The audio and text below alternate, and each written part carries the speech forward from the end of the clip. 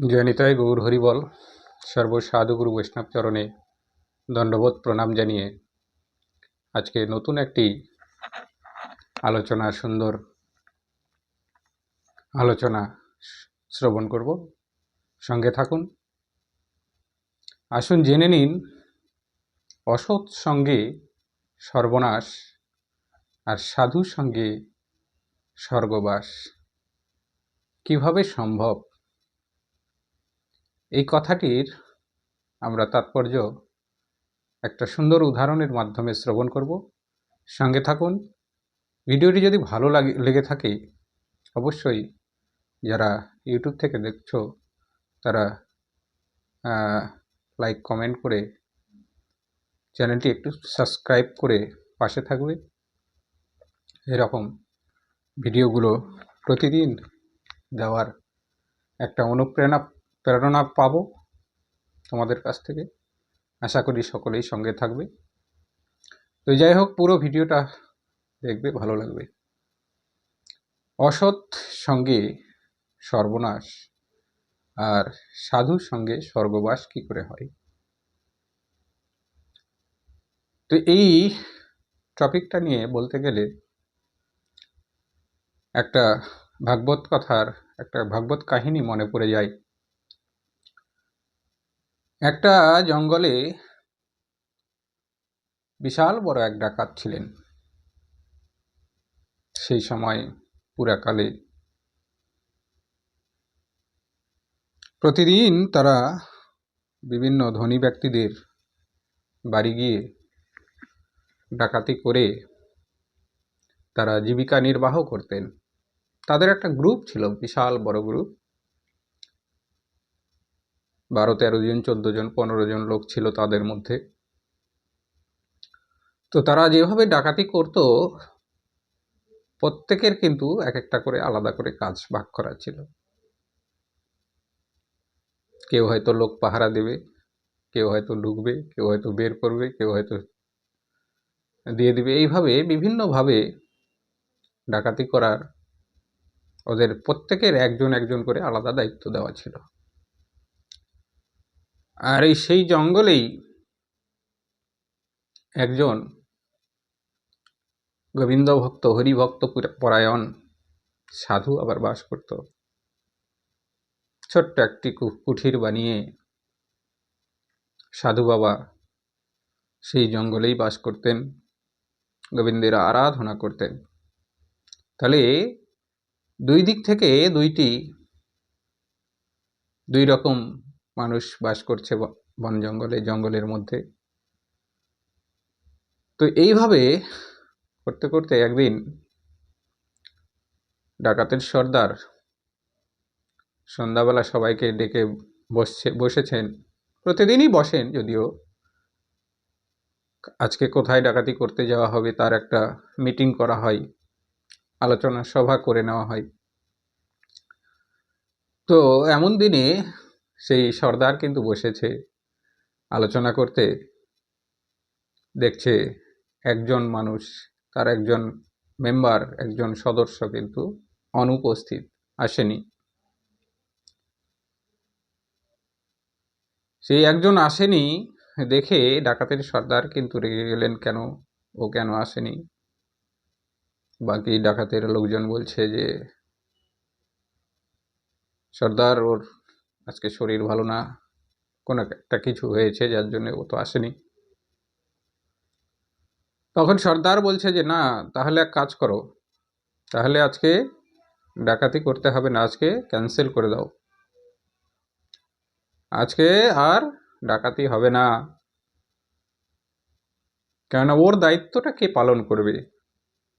ও যে কাজটি করত সেই কাজটি কে পালন করবে? তাই বলছি আজকে বাদ দিয়ে দাও।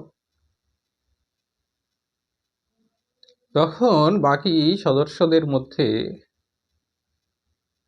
একজন বলছে যে না প্রভু, সর্দার, বাদ দিতে হবে না, আমরা তো আছি, আমাদের দিয়েই হবে।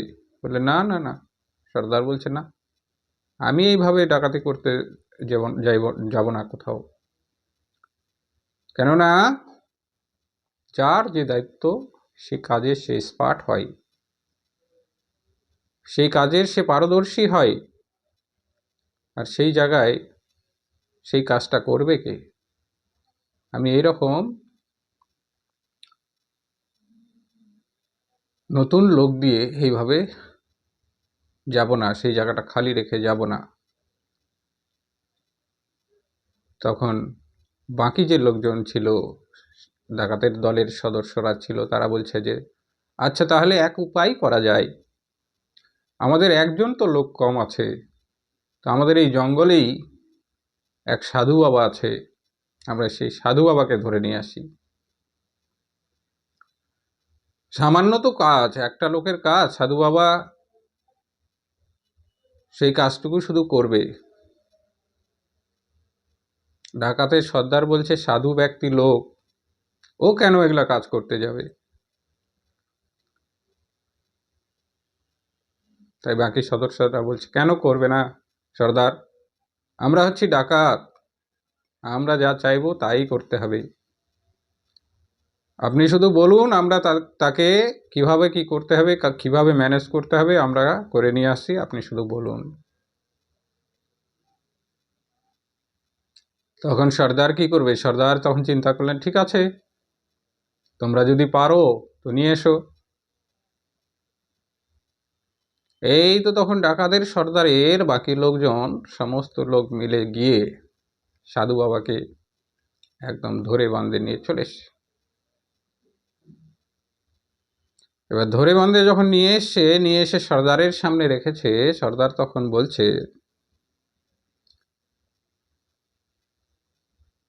যে সাধু বাবা, আজকে আমাদের একটা লোক আসেনি, সেই লোকের দায়িত্বটা তোমাকে পালন করতে হবে।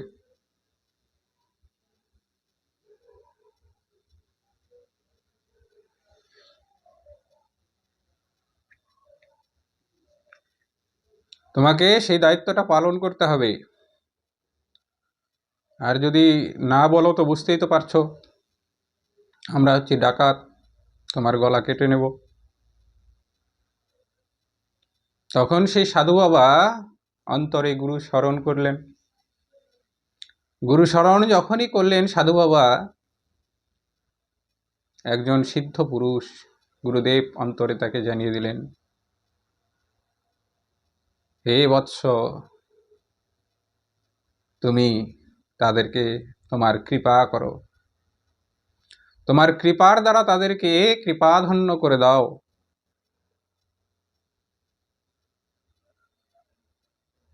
তখন সাধু বাবা বললেন যে ঠিক আছে সর্দার,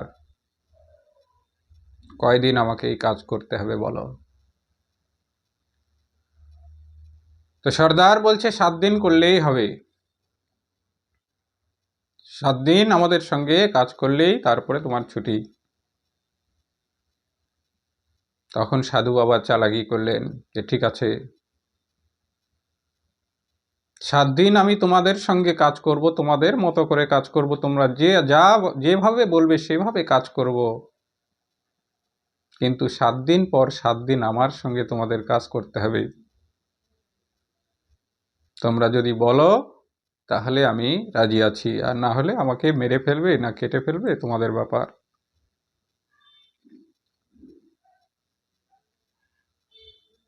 সর্দার এখন চিন্তা করছে যে আরে বাবা, এ কোন বিপদে পড়লাম, সাধু বৈষ্ণব লোক একটা বনে জঙ্গলে থাকছে, আমরা না হয় ডাকাতি করে বেড়াচ্ছি এদিক ওদিক, তো এই সাধু বাবা আবার আমাদের দিয়ে কি কাজ করাবে রে বাবা। সর্দারের মাথায় কিন্তু প্রবেশ করলো না। যথারীতি সর্দার চিন্তা ভাবনা না করে বলে দিলেন, ঠিক আছে ঠিক আছে, আপনার কি তেমন কাজ আছে এই 7 দিন আপনার কাজ করে আমরা সবাই মিলে করে দেব।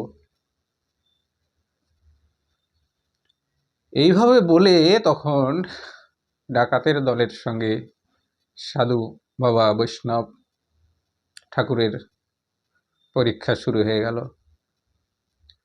ডাকাতের দলের সঙ্গে থেকে ডাকাতের মতো হয়ে 7 দিন সেই ডাকাতের সঙ্গে ডাকাতি করলেন, 7 দিন যখন পার হয়ে গেল, তখন 7 দিন পূর্ণ হয়ে গেছে। তখন সাধু বাবা ডাকাতি সেরে এসে ভোরবেলা এখন বলছে যে আজকে তো তোমার 7 দিন শেষ হয়ে গেল, এবার আমার 7 দিন শুরু। তো আমার তো কাজ রাত্রে নয়, আমার কাজ দিনের বেলা। তো তোমরা এক কাজ করো, তোমরা স্নান সেরে এসো, স্নান সেরে বাড়ি থেকে ঘুরে এসো, আমি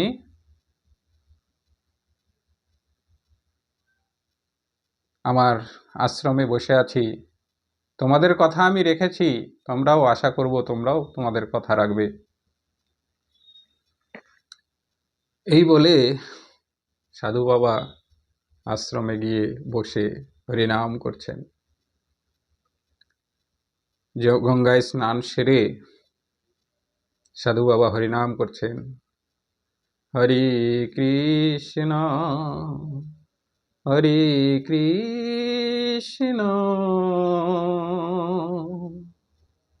কৃষ্ণ কৃষ্ণ হরে হরে হরে রাম হরে রাম রাম রাম হরে হরে হরে কৃষ্ণ হরে কৃষ্ণ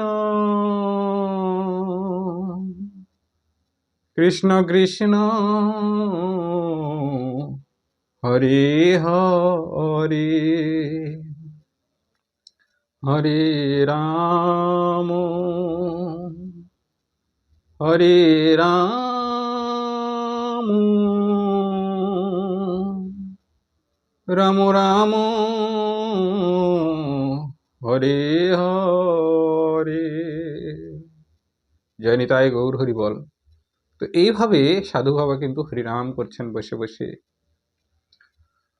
তো এমন সময় সকালবেলা তখন সাধু বাবা আরেকটি কাজ করে রেখেছে। গ্রাম থেকে একজন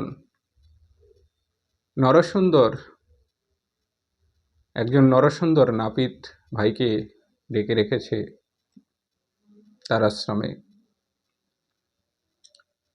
তো যথারীতি সকালবেলা যখন সকলেই ডাকাতের দলের সমস্ত সদস্য বাড়িতে চলে এলেন,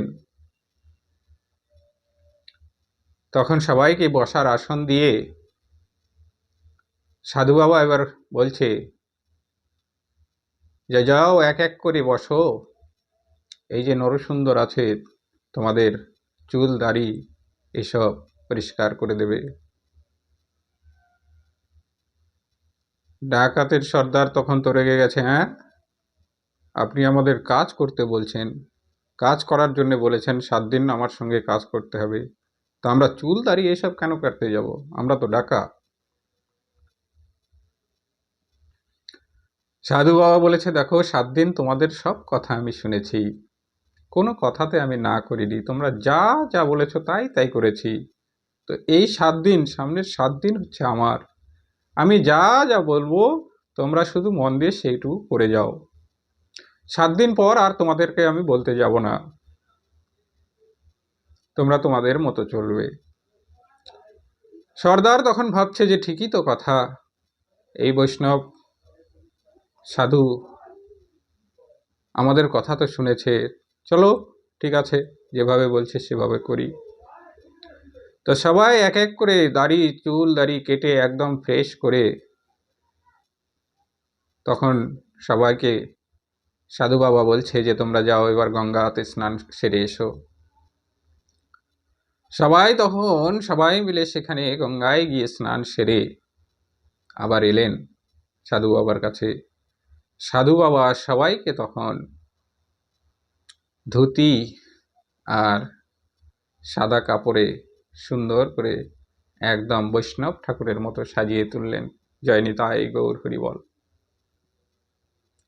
সাজিয়ে তুলে এবার বলছে, এবার চলো আমার সঙ্গে, অমুক গ্রামে অমুক রাজার বাড়িতে আজকে মহাপ্রভুর ভোগ হবে,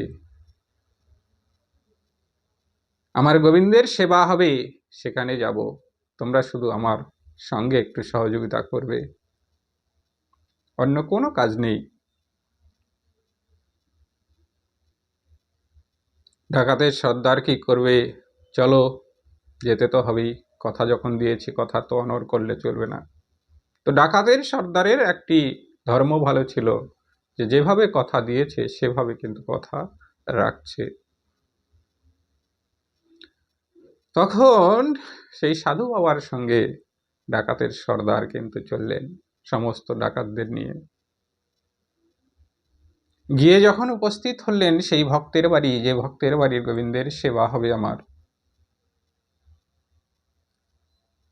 অত বড় রাজার বাড়ির সমস্ত আত্মীয় স্বজন মানুষজন সকলেই সেই সাধু বাবাকে এসে প্রণাম করছে, এবং সাধু বাবা সমেত সাধু বাবার সঙ্গে যে ডাকাতের দল ছিল তারা তো আর ডাকাত নেই, তারা বৈষ্ণবে পরিণত হয়েছে।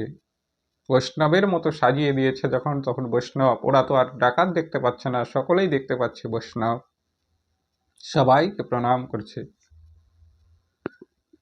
যথারীতি আনন্দের সহিত সেই সাধু বাবার সঙ্গে সেখানে গোবিন্দ সেবার সমস্ত কর্ম করে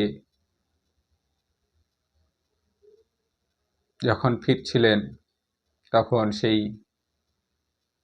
রাজার বাড়ি থেকে অনেক কিছু দান দক্ষিণা প্রত্যেকের হাতে হাতে যখন তুলে দিলেন, নিয়ে সাধু বাবা যখন আশ্রমে এলেন, সবাইকে নিয়ে আশ্রমে এসে সব ডাকাতের সর্দার সবাই ভাবছে যে হয়তো এই সাধু বাবা সব কিছু নিয়ে নেবে। সাধু বাবা তখন সেই ডাকাতের দলের সর্দারকে বললেন যে, হে সর্দার, এই সমস্ত কিছু তোমরা যা যা পেয়েছো তোমাদের এগুলো নিজের, তোমরা নিয়ে যাও, আর কালকে আবার চলে আসবে, কালকে আবার কোথাও আমি ভোগের গোবিন্দ সেবার নিমন্ত্রণ আছে, সেখানে আবার যাব। সেই ডাকাতের দল সকলেই যখন চোখে অশ্রু ঝরঝর করে পড়ছে, হাই হাই, আমরা কি কর্ম করছিলাম এতদিন, আজ এই সাধুগুরু বৈষ্ণবের সংস্পর্শে এসে আজকে যে মান, যে সম্মান, যে আদর, যে ভালোবাসা, যত কিছু পেলাম, সঙ্গে সঙ্গে সাধু বাবার চরণ ধরে নিয়েছে সমস্ত ডাকাতের দল, যে হে গুরুদেব, আজ থেকে আমরা তোমার গোলাম হয়ে থাকবো, তোমার দাস হয়ে থাকবো, তোমার সঙ্গ আমাদের ছেড়ে দিও না, আমরা 7 দিন নয় জন্ম জন্মান্তরের জন্য তোমার চরণে নিজেকে সমর্পণ করলাম প্রভু। এই পথে যে এত আনন্দ, এই পথে যে এত ভালোবাসা, এই পথে যে এত সম্মান, এটা তো আমার জানা ছিল না প্রভু, আমাদের কারো জানা ছিল না। আমরা কতই না অপরাধ করেছি, কতই না পাপ করেছি, আজ তুমি এত পাপী হয়েও তোমার মতো বৈষ্ণব আমাদের কৃপা করে আমাদের জীবনটাকে ধন্য করে দিয়েছে। তাই আজ থেকে আমাদের তুমি দীক্ষা দাও, আমরা তোমার শিষ্যত্ব গ্রহণ করি এবং তোমার সঙ্গে আমরা সারা জীবন থাকতে চাই। তখন সেই সাধু বৈষ্ণব বললেন যে ঠিক আছে, তোমরা কালকে সকালে এসো, সকলেই স্নান সেরে সকালে এসো ব্রহ্ম মুহূর্তে, আমি তোমাদের দীক্ষা প্রদান করে তোমাদের নিয়ে যাব। তো এইবার বলুন, কিভাবে একজন সাধুর সঙ্গে স্বর্গ লাভ হয়, বোঝা গেল। তো এই হচ্ছে বৈষ্ণবের পরম ধর্ম, বৈষ্ণবের পরম কৃপা। যে বৈষ্ণবের কৃপা একবার পেলে পরে সমস্ত জন্ম জন্মান্তর সার্থক হয়ে থাকে। আর সেই রকম কোনো শয়তানের যদি সঙ্গ পাওয়া যায় তাহলে তো জীবনটা নরকে পরিণত হয়। জয় নিতাই গৌর হরিবল। সঙ্গে থাকবেন, ভালো থাকুন।